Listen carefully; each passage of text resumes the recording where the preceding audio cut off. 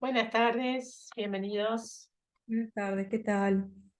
¿Cómo va Hola, eso? buenas tardes. Hola a todos, ¿cómo están? Hola, buenas tardes. Buenas tardes. Hola, buenas tardes. ¿Qué tal? Buenas tardes. Bueno, vamos a dar comienzo entonces a esta sesión de cierre y puesta en común de la Semana de la Investigación.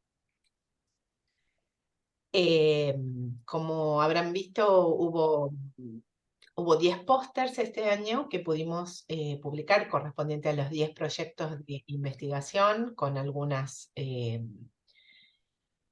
hay innovaciones en los proyectos que ya comenzaron el año pasado, más los proyectos nuevos que este año es la primera vez que participan en la jornada con este formato que le empezamos a dar a partir del año pasado. Eh, bueno, están entrando todos juntos. Quería darles la bienvenida, quería agradecerles mucho el trabajo que se han tomado todos en hacer los diferentes pósters y bueno, y después durante esta semana, eh, muchos han participado en los pósters de otros, así que eso también es enriquecedor. Y bueno, las respuestas que han dado cada uno a cada uno de los pósters. Así que para no alargar demasiado esto, vamos a comenzar con las exposiciones de lo que, primero antes de empezar, les quería pedir que hagamos comentarios sobre la modalidad de la presentación de estos pósters y sobre algunos de los comentarios que han tenido o alguna cuestión en particular. No relatemos el póster porque el póster ya está publicado y ya lo hemos visto, ¿sí? Para no hacerlo tan largo. Así que bueno, les doy nuevamente la bienvenida a los que entraron recién. Y si les parece, tenemos un pedido de alguien que tiene que retirarse un ratito antes, entonces vamos a comenzar con el póster de... ay, con razón no veía, tenía la botella de agua justo adelante. Vamos a empezar entonces con el póster de Cogni, que es el que ya les voy a mostrar, y le vamos a dar entonces la palabra a Cecilia Fratín, que es quien va a exponer sobre... Adelante, Ceci. Gracias, gracias y gracias por darme la primera palabra porque hoy estoy así como apremiada. Bueno, les cuento esto, empezó hace unos años la primera idea que surgió sobre esto porque sabemos que en líneas generales no se puede esto de traducir acentos, o es muy difícil, dicen casi imposible los expertos, pero por unas conversaciones que surgieron en las aulas de fonética en la uni, por comentarios que habían surgido de Cockney, ¿cómo lo diríamos entonces en castellano? ¿Cómo hacemos de contar todo esto que hay detrás de esta comunidad, de su historia, de la forma de hablar y por qué dicen las cosas que dicen y cómo las dicen?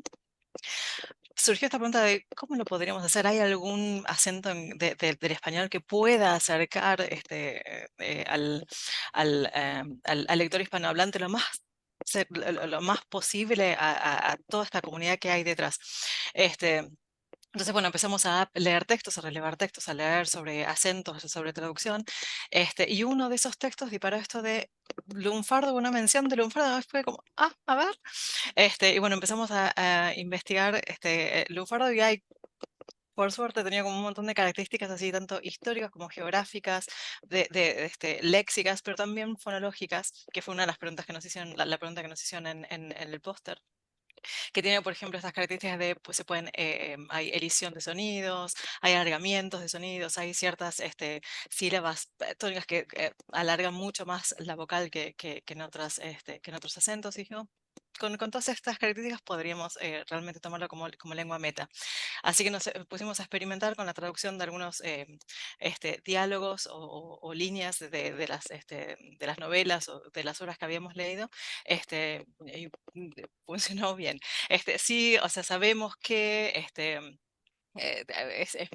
sigue siendo como muy local, y eso es lo que dicen los expertos en la traducción de acentos. Quizás no funcione por ahí en otros países de habla hispana, pero bueno, creo que también esto del hecho de la traducción es también esto, acercar culturas, ¿no? Va a ser como un acercamiento de, al Cogni, pero también al lunfardo porteño y todo lo que hay en ese puente tan maravilloso. Así que creo que nos sirvió como experiencia y contestamos las preguntas de que sí puede haber un acercamiento. Lo podemos usar como lengua meta. Gracias. Hola. Ah, ¿viste? Porque yo tampoco lo tengo.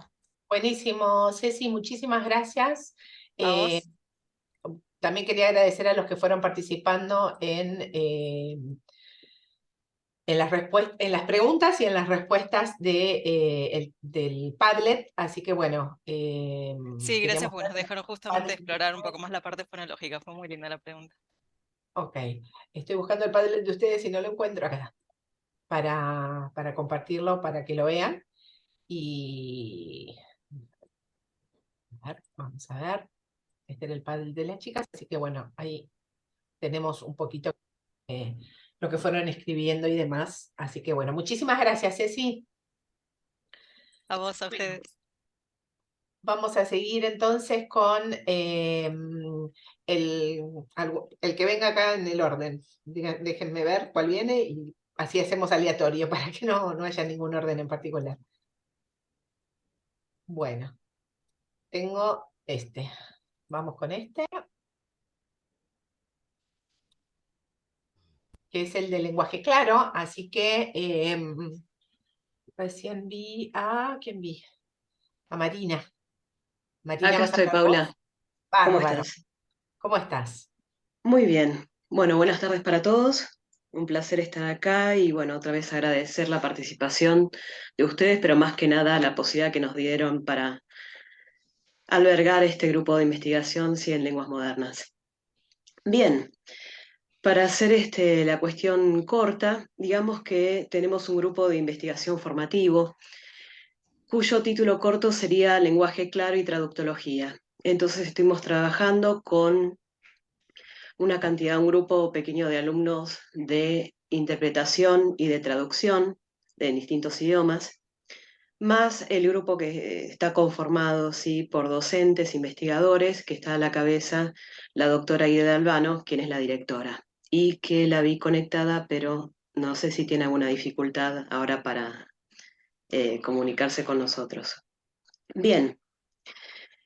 Uno de los aspectos que trabajamos dentro de la idea del lenguaje claro, habíamos comenzado con algo que los alumnos pudiesen conocer, que era el lenguaje académico, y ver cómo el lenguaje académico a veces también aparece con cierto grado de oscuridad debido a distintas cuestiones lingüísticas.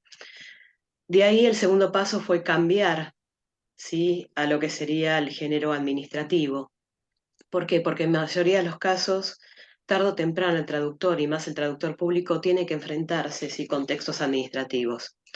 Lo curioso es que muchos de esos textos administrativos, que se supone que son de divulgación para un público, ¿sí? Una audiencia, entre comillas, lega, no están así.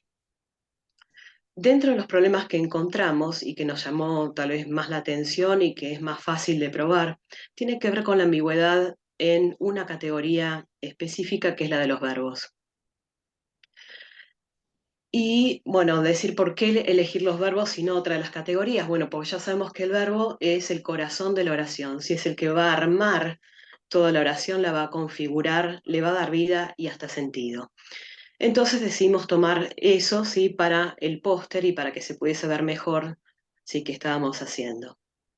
Bueno, entonces seleccionamos un grupo de documentos, trabajamos primero siempre el grupo de docentes investigadores para asegurarnos de que el material que le brindemos a los alumnos sea adecuado, no sea ni demasiado fácil ni demasiado difícil, ¿sí?, en su medida justa, a la vez para asegurarnos de que sea una muestra representativa de lo que queremos revisar.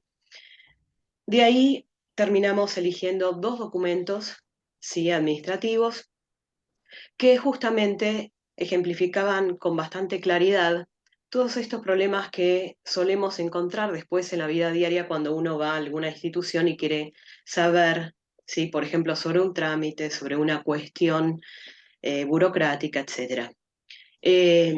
Esto viene también a colación, este comentario, algo que nos marcaron de los comentarios sobre italiano, ¿sí? Que en la lengua italiana sucede lo mismo. Bueno, en inglés también pasa este tipo de lenguajes legalese, ¿sí? Que por su lado parece pertenecer a otro mundo que no es el de la lengua española estándar, ¿sí? O en ese caso de la lengua inglesa estándar. Bueno, las ambigüedades que encontramos se deben a distintas cuestiones que tienen que ver con digamos, lo léxico, ¿sí? O sea, la polisemia. Encontramos también problemas de ambigüedad debido a cuestiones sintácticas. Encontramos además problemas semánticos varios que causan ambigüedad. Y más allá de eso, sí divisamos otros problemas que tienen que ver, por ejemplo, con el mal uso, ¿sí? De ciertos términos o la superabundancia de ciertos términos en el sentido de palabra técnica, ¿sí? Que hacen que el texto se vuelva oscuro y casi imposible de entender en muchos casos si uno no pertenece a ese ámbito. Eso es lo que estuvimos trabajando últimamente y es lo que presentamos en el póster. Muchas gracias, Marina. Muy claro, valga la redundancia. Así que te agradecemos mucho. Les muestro Gracias. entonces el Padlet del grupo para que lo vean, simplemente para que vean que hubo actividad ahí en ese Padlet. Y bueno, creo que es importante también que nosotros como comunidad también nos involucremos en los pósters de los otros equipos. Así que bueno, muchísimas gracias. Bien, pasamos entonces ahora a el próximo póster, que no sé cuál será, a ver cuál sale acá. The Southern Cross, vamos a ese, vamos a compartir pantalla. Entonces le voy a dar la palabra a Verónica. Hola, sí, acá estoy. Buenas tardes. Bueno, me toca hablar en representación del equipo. Nuestro proyecto de investigación es sobre el periódico de Southern Cross y agradecemos al grupo Pandolfi por la pregunta que nos hizo. Quería, si bien respondimos en el Padlet, quería agregar algo más como para ampliar la respuesta. El equipo Pandolfi nos preguntaba acerca de cómo detectamos indicios de la etapa de integración de los irlandeses en nuestro país, de la migración irlandesa en nuestro país, que es lo que estamos trabajando, ¿no? Cómo se construye la representación de una identidad irlando-argentina. Y para eso nos guiamos por una investigación previa del doctor Delaney que habla de 3 etapas: integración, adaptación y asimilación. La integración es simplemente el migrante que llega a nuestro país y se tiene que vivir y convivir con lo existente, ¿sí? En una primera etapa de mucha nostalgia y añoranza por su tierra natal. Entonces, esos son los indicios que vemos, este constante mirar hacia Irlanda y expresarlo de una manera emotiva. La adaptación ya implica dejar de lado algunas de las costumbres que ellos traían para adquirir nuevas. Y la asimilación es cuando ya hay una fuerte identidad irlando-argentina porque, por ejemplo, celebran las fiestas patrias argentinas que nosotros seleccionamos. Y debo aclarar aquí que para el recorte de esta investigación lo que usamos son las fiestas religiosas, principalmente el festejo de San Patricio, el santo patrono de Irlanda, y las fiestas patrias argentinas como el 25 de mayo o el 9 de julio. Así que bueno, quería aclarar esto de las etapas y para 1896, que es la etapa que estamos analizando en esta investigación, ellos ya están en la etapa de asimilación porque tienen una fuerte identidad irlando-argentina que si bien es compleja y está en constante movimiento, se podría decir, ya se encuentra presente en estos artículos que investigamos y que, gracias a Dios, son bastantes los que proporciona el diario como para leerlos en profundidad y arribar a estas conclusiones que hemos puesto en el póster. Así que bueno, eso, muchas gracias. Muchas gracias, Vero. Ahora les comparto a ver qué les comparto porque no veo nada. Estoy usando la misma compu y no llego a ver los... Bueno, voy a dejar de compartir, en principio. La idea era que todos vieran más o menos cómo ha ido cambiando o intercambiando, mejor dicho, en los Padlets algunas cuestiones. Así que acá, ahora sí lo encontré, espera. Ay Dios, pero perdí el Zoom. Bueno, no estoy pudiendo ver el Zoom. Si me dan un segundo.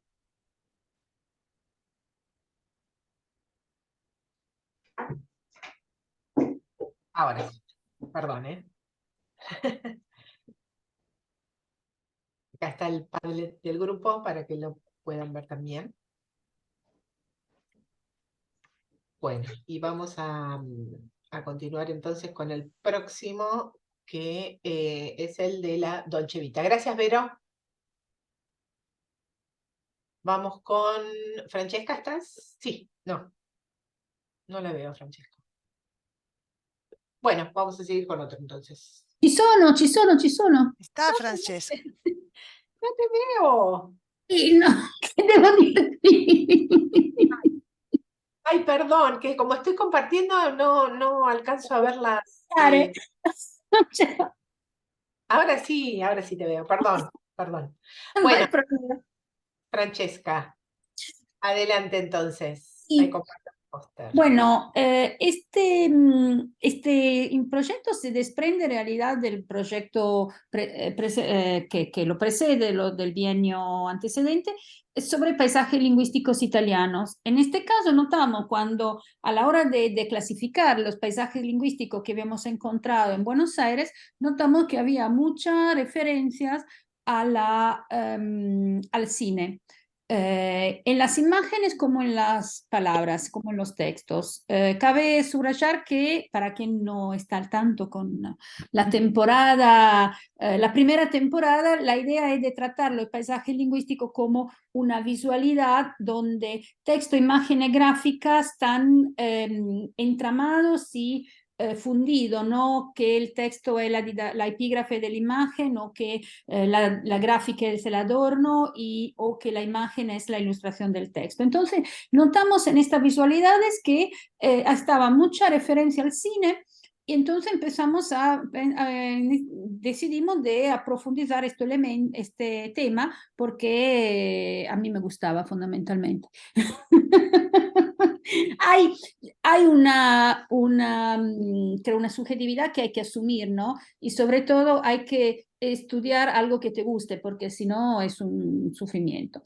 Entonces, esta vez, pero para variar, pasamos desde el estudio de producción, o sea, del emitente, al estudio de recepción o de, como se dice hoy más modernamente, condiciones de reconocimiento. Y en todo esta mare magnum de imágenes que encontramos, podés subirlo un poquito más, así que quiero mostrar otras cosas, de imágenes que encontramos, notamos que hay mucha estereotipización, o sea que las películas más frecuentes son La Dolce Vita, todo el neorealismo italiano, Nuevo Cinema Paradiso, algunas referencias, por ejemplo, lo que encontré en la segunda foto hay Bud Spencer y Terence Hill, lo chiamavano Trinità, que es algo bastante insólito porque no son las películas que normalmente se encuentran.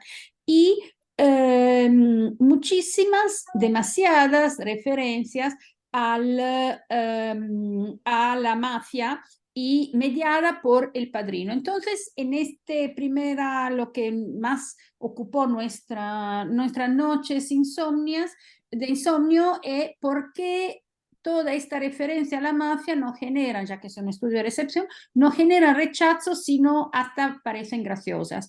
Porque si hay restaurantes que para resultar atractivo para la clientela, podés ahora un poquito más bajarlo, muestran continua referencia a Don Corleone, Cosa Nostra, pizzería,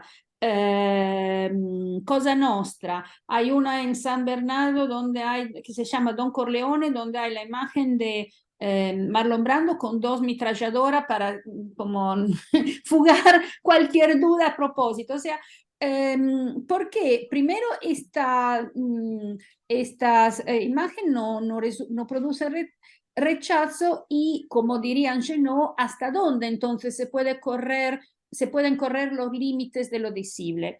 Y hasta ahora hicimos un focus group que nos dio mucho trabajo porque organizar para que vengan varias personas el mismo día no es sencillo, donde nos concentramos sobre punto la representación de la mafia en la representaciones de la mafia en estos paisajes lingüísticos, y llegamos a la conclusión que siempre están mediadas por la película El Padrino. Entonces una imagen romantizada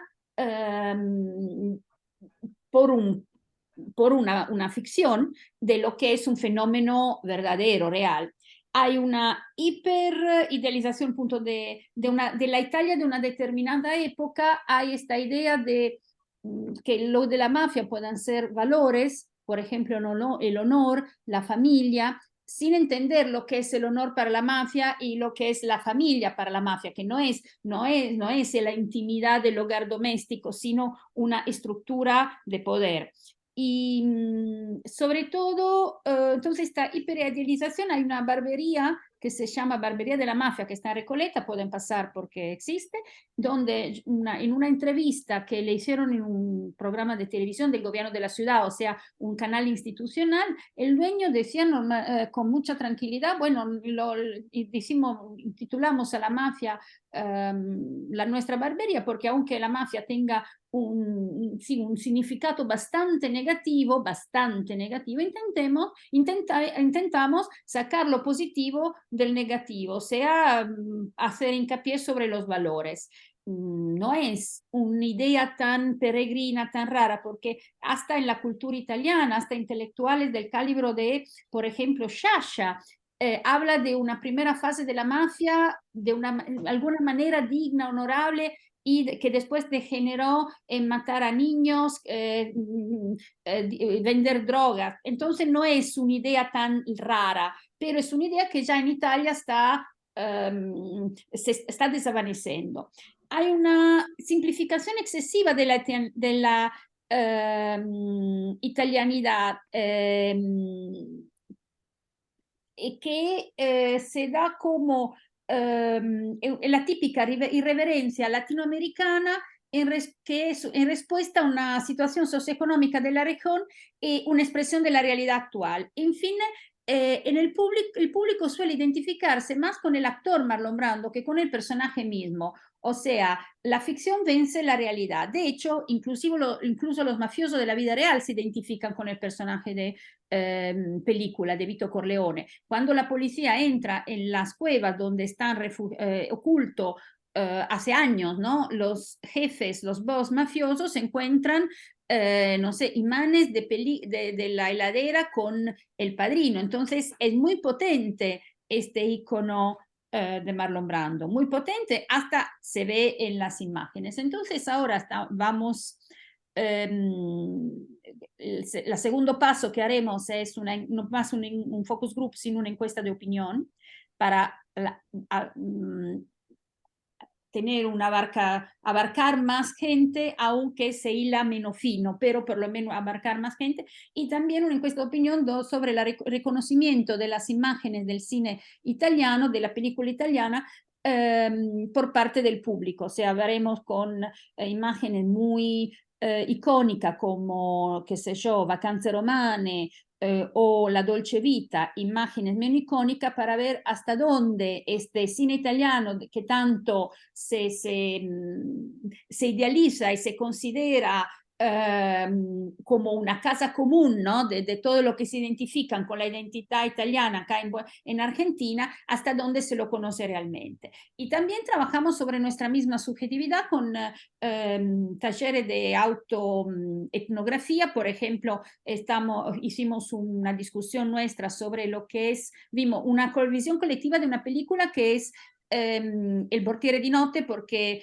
en ocasión del Leone d'Oro a la carrera Liliana Cavani se habló también mucho acá en Buenos Aires. Entonces vimos El portiere di notte y intentamos ver que es para nosotros la imagen insoportable de esta película tan perturbadora, para ver hasta dónde para cada uno de nosotros el límite del visible, del mostrable se puede correr.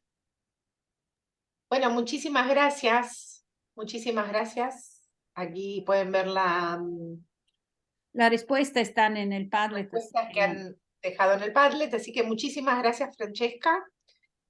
Pasamos entonces al próximo equipo, que es el de la fluidez en la producción oral de estudiantes de italiano. No sé quién va a hablar. Eh, Puedo hablar María. yo, pero está el equipo completo, así que podemos hacerlo entre todos. Buenísimo. Adelante, María. Bueno, muchas gracias por el espacio y buenas tardes de nuevo.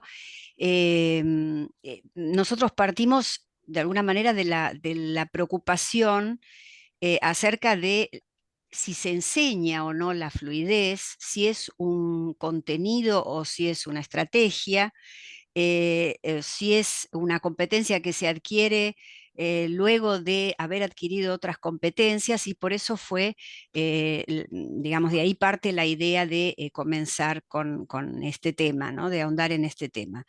Nuestro grupo trabajó con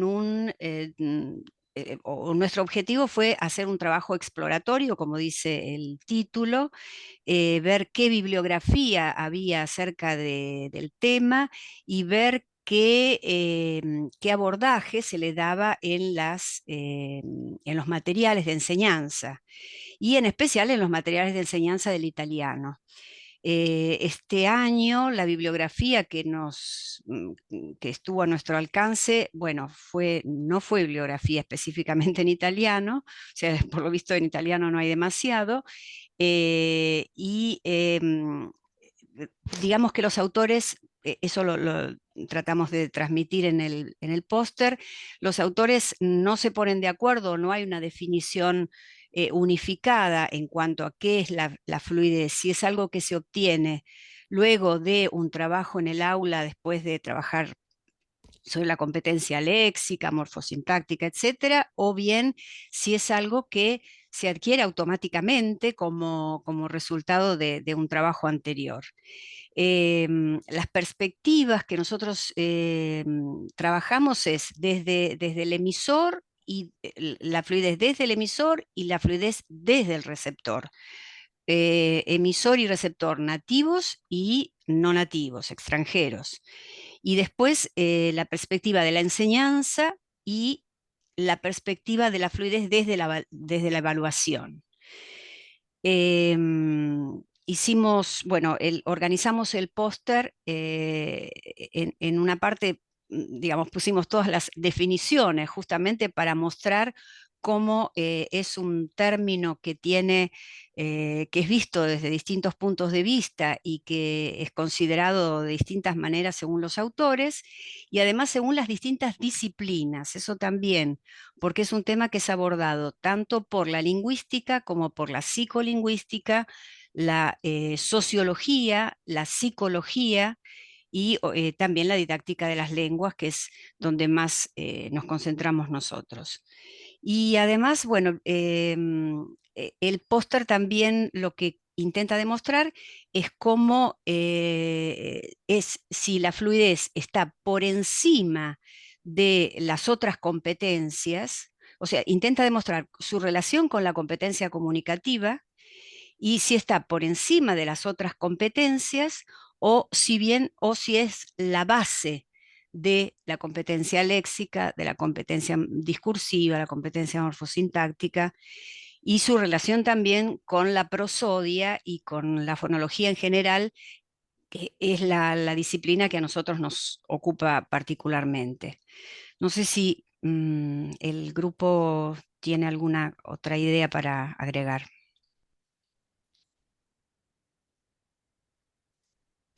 Bueno, si no, nos detenemos acá. Dejo una A ver, invitación a los otros grupos a que miren nuestro póster y nos dejen preguntas o comentarios si quieren. ahí está.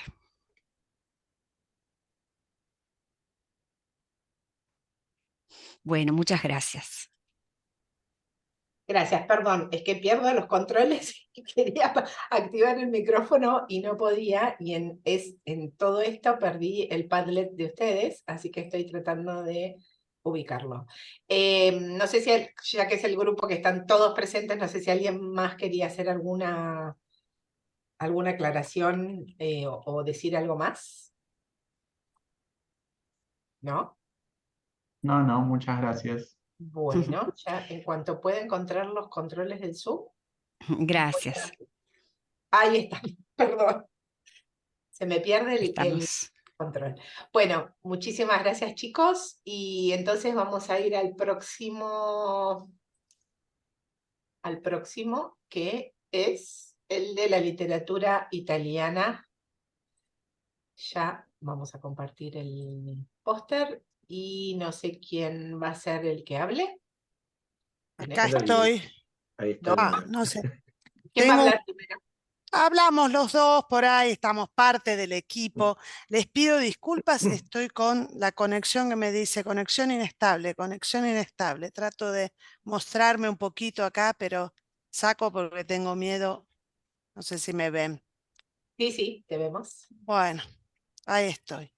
Bueno, en principio quería decir una cosa breve, ¿no? Agradecer este momento y esta semana, porque realmente, y sobre todo esta conclusión, ¿no? Que nos permite entender, bueno, cada grupo, ¿no? de investigación dentro de lo que es la escuela de lenguas modernas. Así que me parece que es algo que muchas veces nos falta, ¿no? en la vorágine por la que vamos atravesando cada día. Así que son espacios que realmente agradecemos mucho. Bueno, nuestro proyecto, que está bastante adelantado, si se quiere, la literatura italiana en la Argentina, entre pasado, presente y futuro, surgió a partir de una serie de preguntas que nos hacíamos como docentes y como lectores también, ¿no? de literatura italiana en traducción. Observando que, bueno, cuáles eran las relaciones, ¿no? entre lo que es la tradición de la presencia italiana en la Argentina, por un lado, y qué era lo que pasaba con la presencia de la literatura italiana en los programas escolares y en los programas universitarios.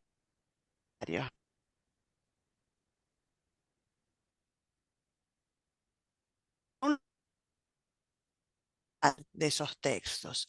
Entonces hicimos todo un trabajo dividiendo en los distintos sectores, a lo que pasaba en la escuela primaria, en la escuela secundaria, en los institutos de formación docente, en las universidades y bueno, en términos generales, la idea de encontrar, sí, a los que podríamos considerar clásicos de la literatura italiana, pero bueno, muchas falencias dentro de lo que eran otros textos, tanto en el ámbito de la poesía como del teatro y de la narrativa, ¿no? Entonces, el proyecto investiga fundamentalmente cuáles han sido los escritores y las escritoras italianos traducidos y publicados en la Argentina, sobre todo, digamos, el siglo XX y estos primeros decenios del siglo XXI, reseñar las versiones que circularon y que circulan aún hoy,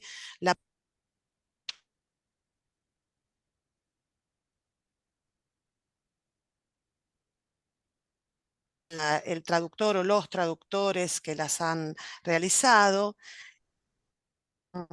Y bueno, en lo que ustedes habrán visto allí en el póster, se concentra fundamentalmente en mostrar, bueno, digamos por décadas, ¿no? la presencia de la literatura italiana traducida digamos, en nuestra lengua por traductores argentinos y publicadas por editoriales argentinas, ¿no? Así que esto es lo que ustedes han podido ver. Bueno, hemos tenido algunas preguntas allí también. No sé, Néstor, si querés decir alguna otra cosa. Estábamos Y mirando bueno, bien el tiempo. sí, un poco lo que observamos, sobre todo en esta segunda parte, sobre lo publicado por editoriales argentinas y traducido por argentinos, como decía Nora, fue notar cómo el contexto fue condicionando también las obras que se elegían o que se podían traducir. Entonces, por ejemplo, cómo al comienzo, a fines del siglo XIX, la idea de todo lo que fue el Risorgimento italiano venía a iluminar la construcción de esta nueva nación argentina. Y allí entonces se tradujeron algunas cosas que pudimos encontrar en facsímiles.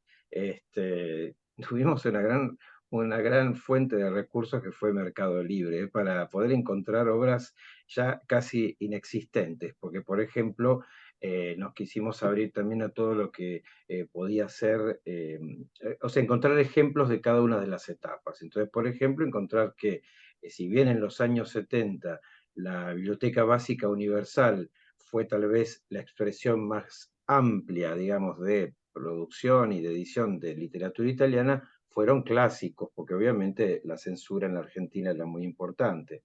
También nos costó encontrar, por ejemplo, traducciones de Gramsci, que habían sido realizadas por escritores o ensayistas que obviamente pertenecían al Partido Comunista, pero que esos libros habían desaparecido de muchas bibliotecas en la etapa posterior. Todo eso fue muy interesante para ver cómo también la traducción está contextualizada y condicionada. Nos pareció también un segundo elemento que nos pareció interesante, fue el de armar a principios de año una muestra que tal vez ustedes pudieron ver en el edificio de la Valle 1854, porque nos pareció que también para salir un poco del esquema del artículo académico o del póster, que a veces he visto también solo por los otros investigadores y demás, que pudiera ser expresado de otra manera, de una forma gráfica. Lo que ustedes están viendo, el póster en definitiva son los banners que estuvieron expuestos, pero donde agregamos una vitrina con ejemplares que fuimos consiguiendo nosotros de nuestras bibliotecas, de otras bibliotecas que fuimos comprando incluso, para que se pudieran ver cómo eran estas ediciones, cómo Claro, venía declarado o no el traductor también, ¿no? claro, concentrarnos también en la materialidad, ¿no es cierto?, Exacto. del texto. De hecho, por ejemplo, retomamos también dos textos claves para lo que fue la educación argentina en la escuela primaria, como Corazón y Pinocho. Hemos encontrado hasta diapositivas hechas a partir de eso. Y ahora, tal vez, o sea, podemos decir que nos ocupamos de todo lo que fueron títulos, autores y traductores.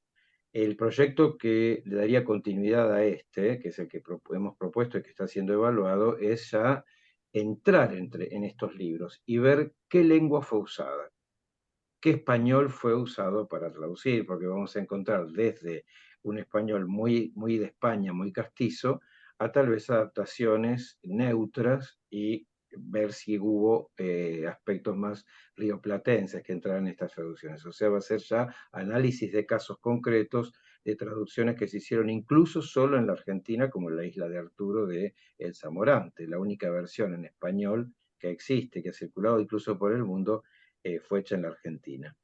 Así que bueno, eso es lo que... Bueno, muy bien, muchísimas gracias.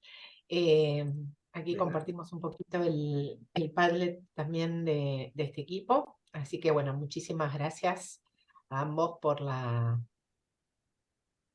el relato de esta investigación. Bueno, vamos entonces a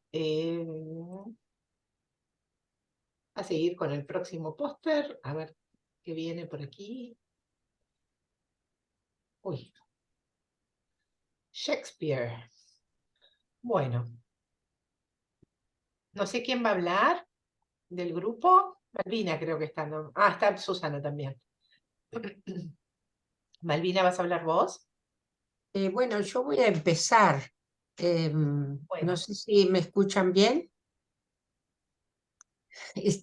he tenido algunos accidentes con la cámara, después con varios aspectos de la máquina.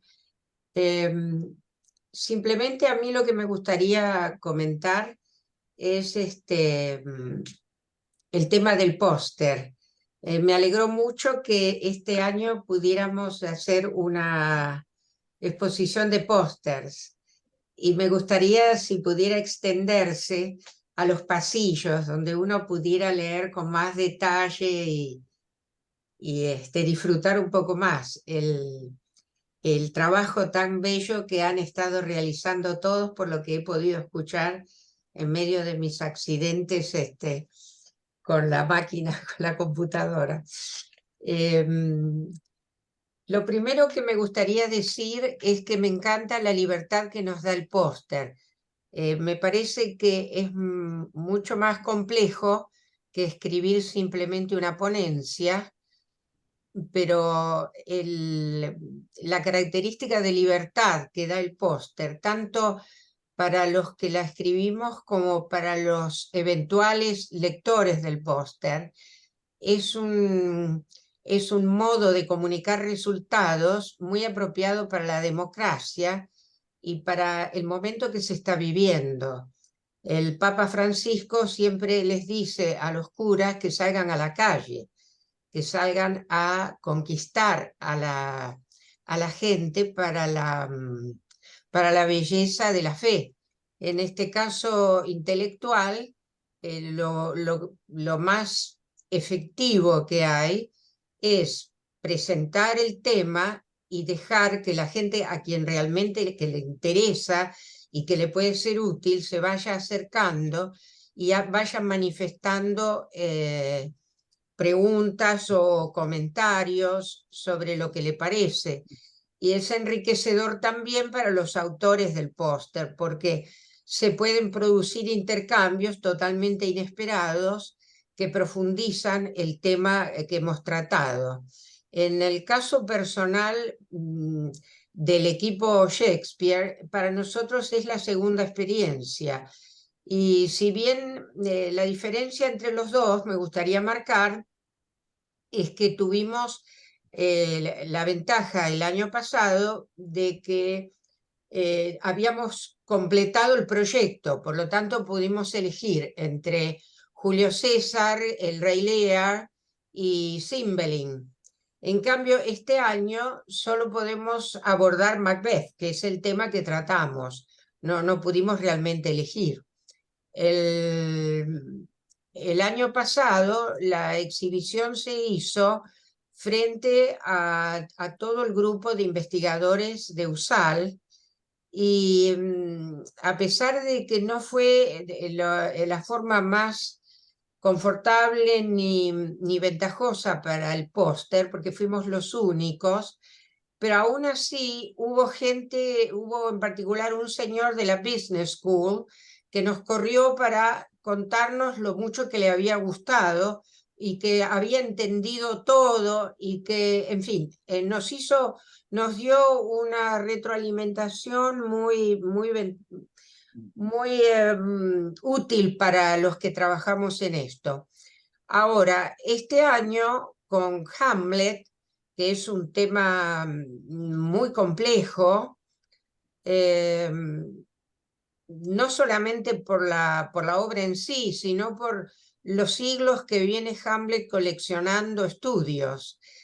De modo que lo que yo destaco es nuestro trabajo en equipo, fue profundizado y aparecieron habilidades y mucha generosidad y creatividad por parte de los miembros del equipo y uno salió de uno mismo para oír, para comprender, entender, respetar al otro.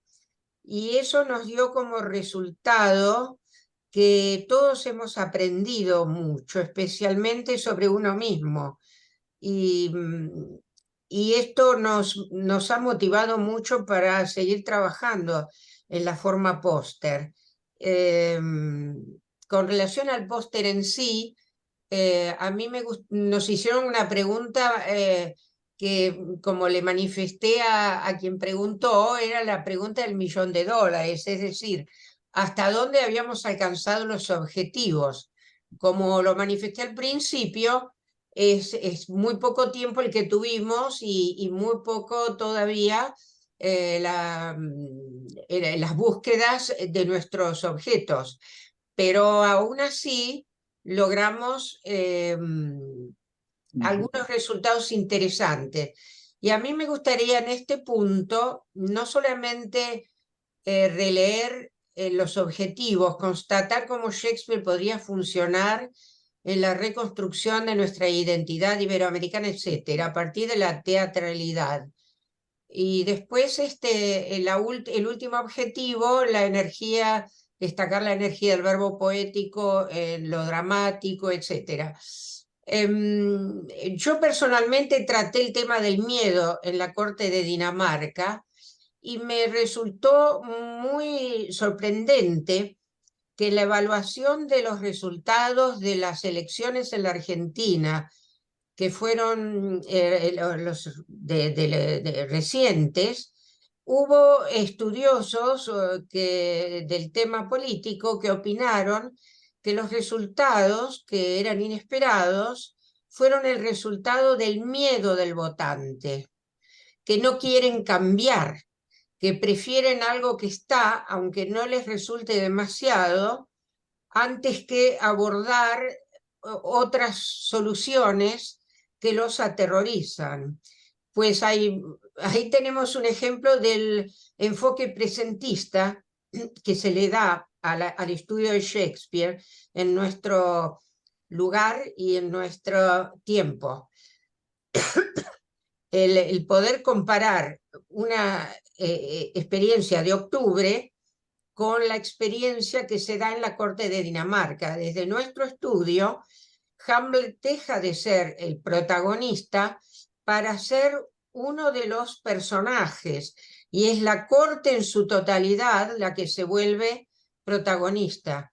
Y se vuelve protagonista a partir de las distintas actuaciones que van motivadas en todos los casos por el miedo a disgustar a la autoridad gobernante y que eso se vuelva contra ellos.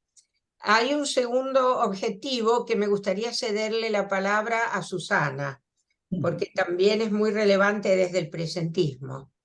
Me gustaría volver a ver el póster.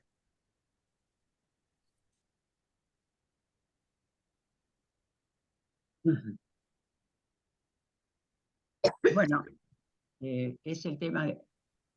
Acá el póster, el segundo objetivo es sobre el cual va a tratar Susana. Cuando hablamos del poder, el poder obviamente nos remite al hecho político. Y un tema que surge en Hamlet, pero que prácticamente está presente en toda la dramaturgia de Shakespeare, es las cuestiones políticas muy atravesadas por los cambios que viven las sociedades europeas cuando se inicia el Renacimiento, que obviamente no tiene una fecha fija, y digamos, hay un fin del medioevo, pero que tiene todavía una carga muy profunda sobre la forma en que las sociedades se explican a sí mismas, y los nuevos valores que están implícitos en el Renacimiento, pero que no son tan visibles para los contemporáneos de Shakespeare. Y en este caso, cuando hablamos del discurso del poder, habría que hablar fundamentalmente de Maquiavelo, que si bien sus contemporáneos lo execran, todos los más, por lo menos los que entienden más cómo se están produciendo los cambios en todos los aspectos de la vida del Occidente al menos, se dan cuenta que Maquiavelo es un testigo y explica algo que muchos ni se animan a verbalizar. Y estamos hablando de lo que luego se va a conocer como el tema de la razón de Estado. Es decir, el Renacimiento coincide con el surgimiento y el avance de las monarquías absolutas. Y por un lado, entonces tenemos el problema de la personalidad de los reyes, cuya personalidad justamente depende de su personalidad, de su identidad, de su capacidad, depende mucho de que ese poder se haga una realidad aceptada por las sociedades a las que conducen. Y acá tenemos el gran problema de Hamlet. Pobre Hamlet es un hombre de dos mundos y es un fracaso en ambos. Por un lado, lo que le exige su tradición, la tradición, no nos olvidemos que estos son los vikingos que luchaban y se iban después de muertos al Valhalla. Evidentemente Hamlet no sirve para estas tradiciones, como evidentemente las cumplía su padre, pero tampoco es un hombre de la nueva mentalidad, porque tampoco está bien preparado para convertirse en un soberano absoluto. Tiene justamente todas las incertidumbres del mundo al que pertenece. Y todas sus rupturas son desde que estudia en la Universidad Wittenberg, que es la universidad donde Lutero publicó es decir, la cuna de la Reforma, pero responde a muchas, diríamos, tradiciones y muchas leyendas que son del catolicismo. Por ejemplo, los fantasmas que se aparecen y exigen, como su papá, que le exige que lo vengue al estilo de los vikingos. Y esta división en el alma de un hombre nos da el tono dramático. Diríamos, yo obviamente lo que veo es el entorno político, y mis compañeras trabajan mucho más, muy bien, todos los aspectos literarios y psicológicos. Eso me supera. Bueno, muchas gracias. Para mostrarles también que el grupo también ha estado activo ahí en el Padlet, así que les agradezco mucho, Susana y Malvina. Y bueno, entonces vamos a pasar al próximo equipo, que es el de, a ver, el de Juan y Santiago. Ya les... Hola, ¿qué tal? ¿Cómo andan? No sé si me escuchan bien. Sí, espera, quiero ver dónde está Santiago. Que no lo... Estoy acá, estoy acá. Acá estás, sí, Sí, sí, sí. ¿Me escuchan? Me cuesta encontrarlos. Ahí están. Ahí están ambos, así que bueno, le voy a dar la palabra, te voy a compartir el póster y ya podés empezar, Santiago, gracias. Perfecto, bueno, primero agradecer este espacio, tal como comentaron los otros grupos, la verdad que es muy interesante. Particularmente en nuestra investigación es muy enriquecedor estar con gente de inglés, con gente de italiano, y aparte que nuestra lengua materna es el español, porque nosotros justamente estamos estudiando esto. Esto es una continuación de un proyecto que ya viene, y de hecho también es en base a los resultados del proyecto anterior en el que participamos, que fue dirigido por la doctora Albano. Este proyecto actual es dirigido por el doctor Ferretti. Y uno de los grandes cambios, comento, así me parece que esto es como un marco para aquellos que no están familiarizados con el portugués, es que el portugués se está volviendo una lengua de sujeto obligatorio. Está siguiendo un camino que se apunta a que es semejante al francés y se está alejando del español, que carga con la flexión verbal, con la marca del sujeto. Esto es un cambio enorme.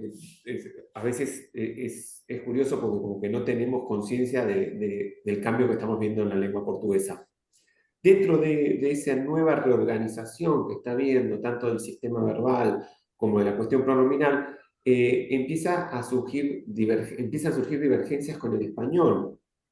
Porque si bien como vienen de un lugar muy parecidos. En mucha de la literatura se considera que los mecanismos de cohesión son semejantes. Sin embargo, empezamos a ver que dado este cambio que empieza a ocurrir en el portugués, se empieza a diferenciar. Entonces, por más que muchas veces los mecanismos cohesivos resulten parecidos, su uso resulta poderosamente distinto, particularmente en lo que es en portugués el pronombre ele, que en español corresponde al él, que empezamos a notar una cuestión que está definida, que es que puede hacer referencia a objetos inanimados. Y en español eso claramente no se nota.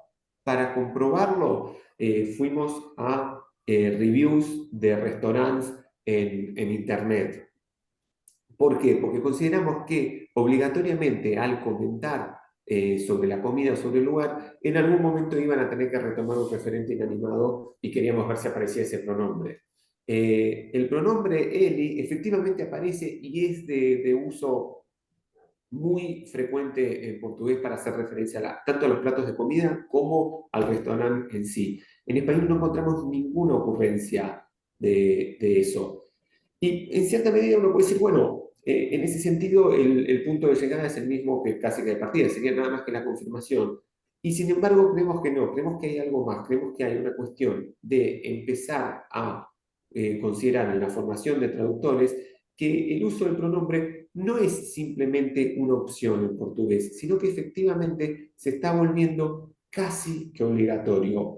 No solo hace al contexto, sino que es como una especie de mirada general en que al traducir al portugués se vuelve necesario incluir más pronombres con usos que no son cercanos al español. Estar atentos que el pronombre ele efectivamente se aparta del uso del español.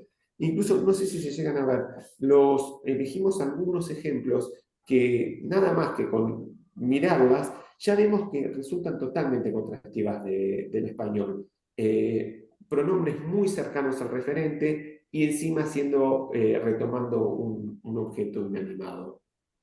Agradezco la pregunta del grupo Pandolfi porque fue muy interesante, porque nos preguntaban, bueno, eligieron TripAdvisor, si eran de traducciones. Nos fijamos particularmente que no fueran traducciones, de que fueran, y acá interviene una cuestión cultural que por ahí es interesante comentar. TripAdvisor de Brasil está plagado de comentarios de brasileños. De hecho, tiene muchos más comentarios de locales que de extranjeros cuando hablamos en portugués. Si pones que sean comentarios en portugués y no traducir, está lleno de comentarios de locales.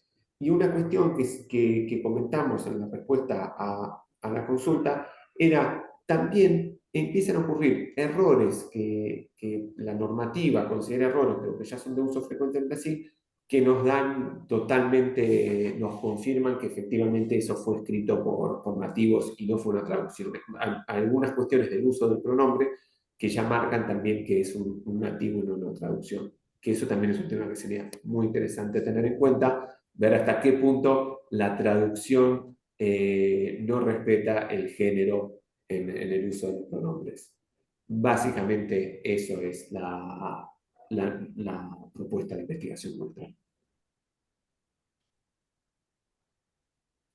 Bueno, muchas gracias, Santiago y Juan.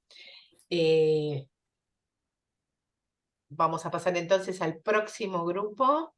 Vamos a sacarlos de... Ahí está, sí, no están marcados. Y vamos a ir al próximo equipo que no estoy pudiendo acceder, que es el del corpus lingüístico. Ya mismo se los voy a transmitir en cuanto lo encuentre. Un segundito nada más. Acá está.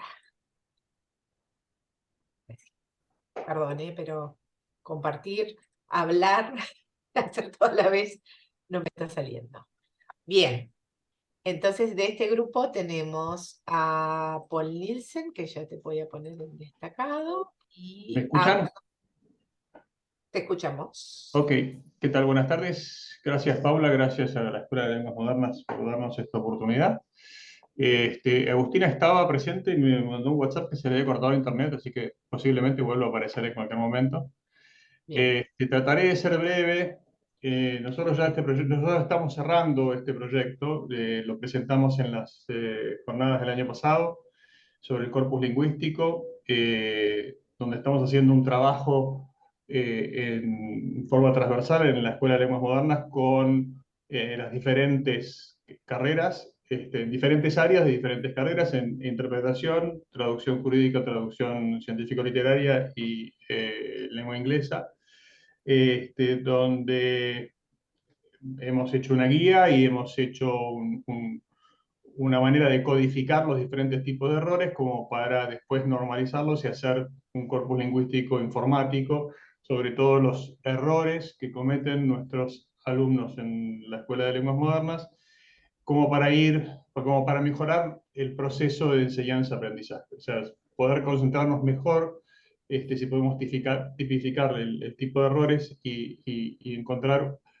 una idea. Se me está cortando, no sé si soy yo o es bueno. Te escuchamos bien, Paul. Bueno, perfecto.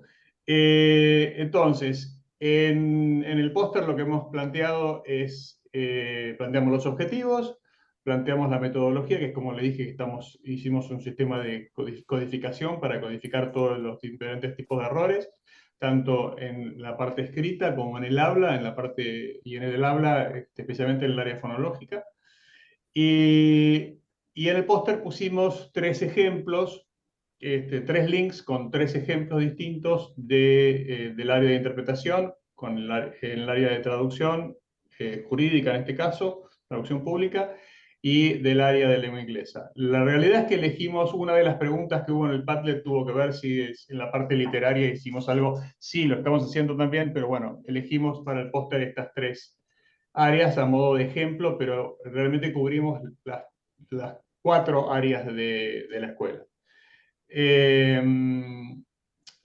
Y bueno, la conclusión que estamos llegando, o sea, más allá de que esto va a generar ya tenemos un corpus importante generado, que lo vamos a compartir cuando se termine la investigación a fin de año. Bueno, en febrero tenemos que entregar todos los resultados, pero esto nos llevó a que necesitamos especializarnos en cada área en particular. Encontramos que hay errores y particularidades de cada carrera que no son comunes a las otras, por lo cual nuestra próxima etapa, que está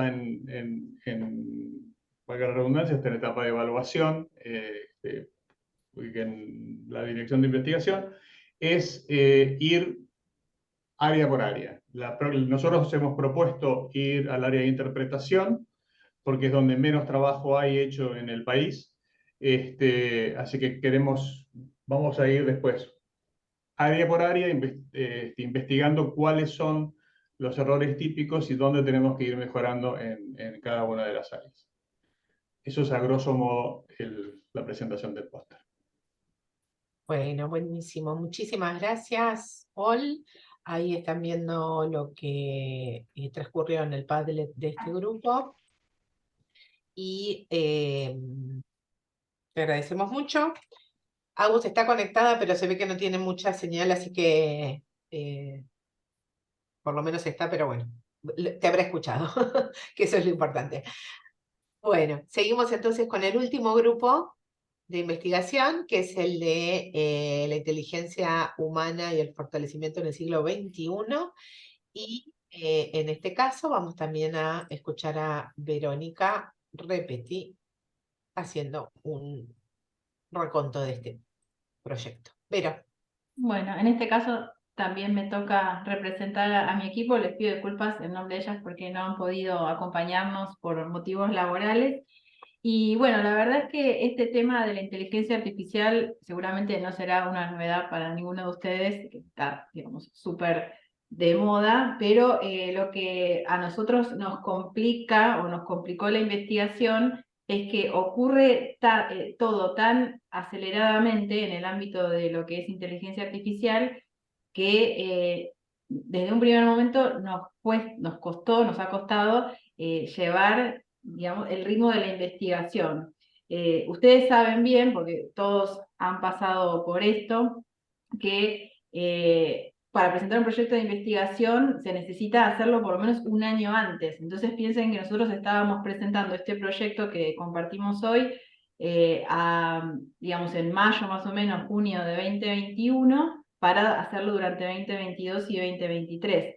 Cuando en noviembre de 2021 irrumpe toda la revolución del chat GPT, perdón, del 2022, irrumpe el chat GPT, eso nos llevó a reformular algunos de las cuestiones que veníamos trabajando, ¿no? Entonces, eso quería aclararlo porque, bueno, es un proyecto en constante evolución y por eso en la segunda parte, en esta que está mostrando acá Paula, los links que compartimos donde está la imagen esa de que dice Artificial Intelligence, ahí si hacen clic en esos links van a encontrar una selección de artículos y un video que son muy actuales, la mayoría son de octubre de este año, como para que también ustedes tomen dimensión de digamos, lo dinámico que es este tema.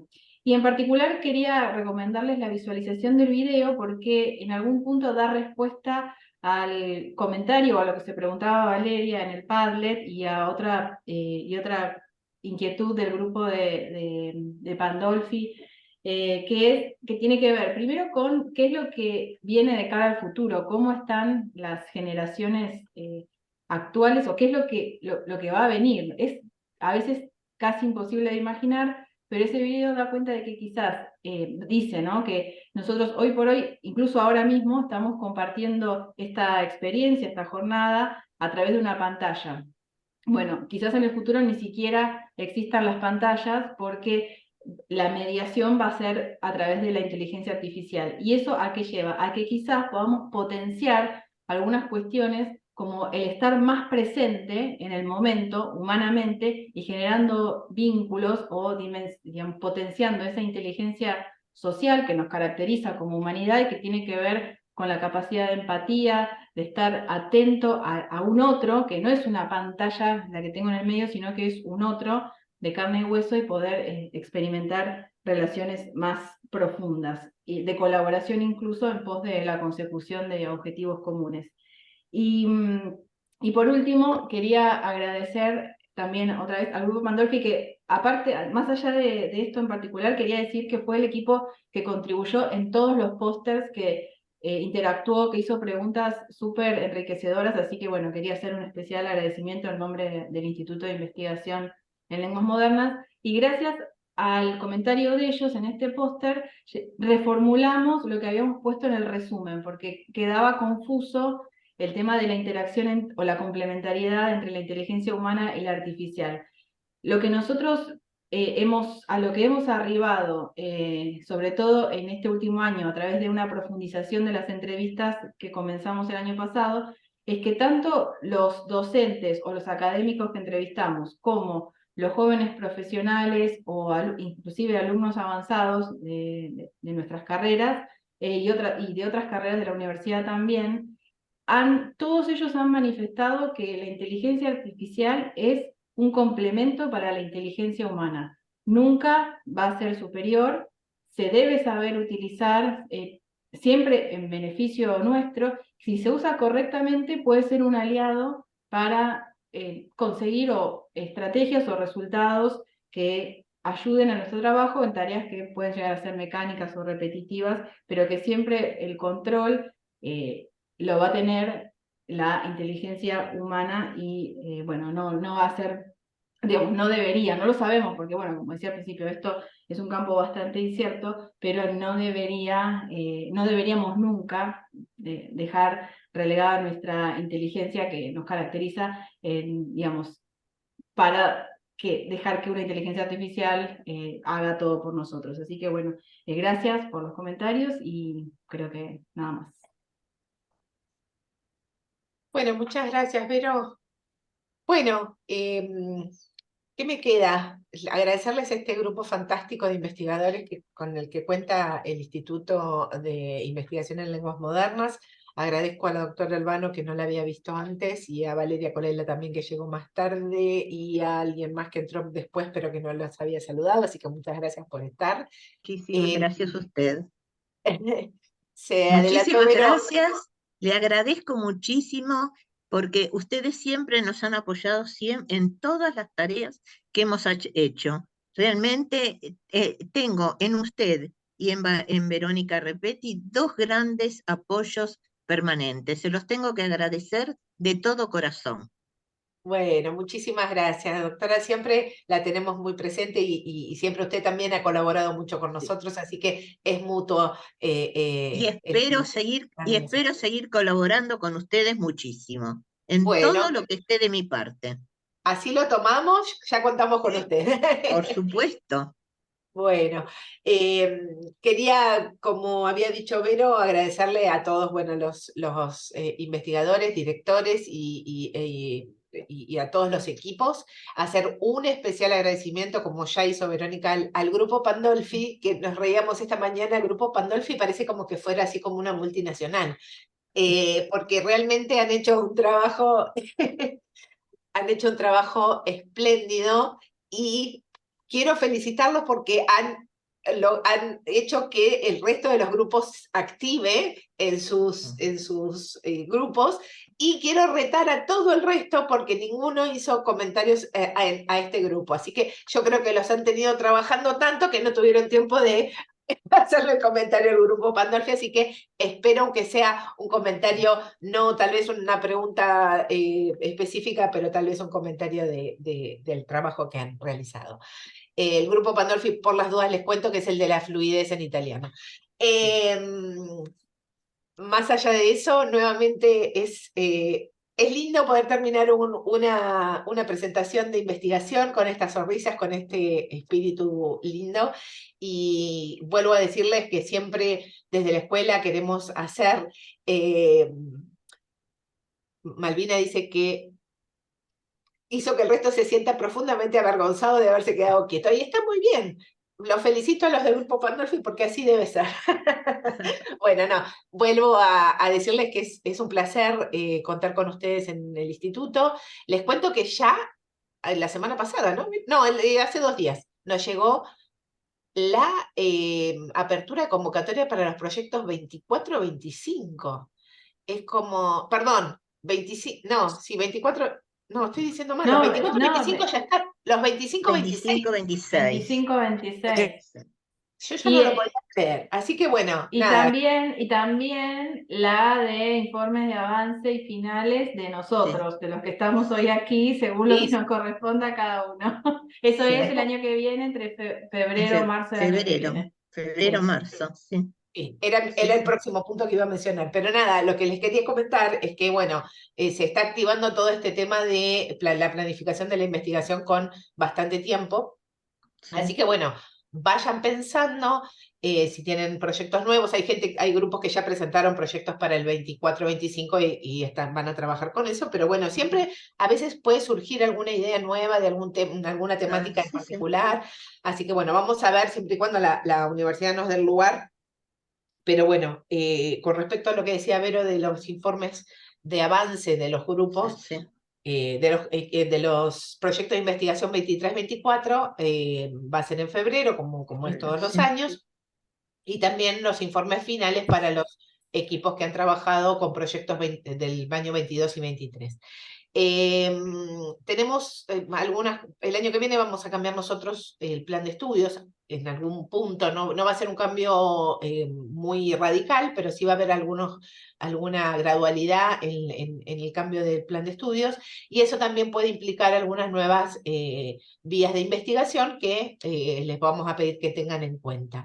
Y el otro tema es que también queremos hacer a principio de año vamos a intentar hacer una capacitación para la presentación de los nuevos proyectos de investigación, para ir adecuándonos un poco a la realidad de otras universidades, porque todos nosotros le hemos puesto muchísimo a la investigación para la Escuela de Lenguas Modernas y por ende para la universidad, pero algunos de nosotros nos hemos ido capacitando, autocapacitando respecto de lo que es investigación y demás. Y bueno, siempre es bueno tener alguna ayuda extra y Bueno, de gente que por ahí está todos los días con eso, así que bueno, vamos a ir avisándoles de eso. No les quiero robar más tiempo, les agradezco muchísimo. La página de la investigación va a estar vigente, va a seguir vigente. Voy a cerrar los Padlets mañana, por las dudas, si algunos quieren escribirle algo al grupo Pandolfi, y después...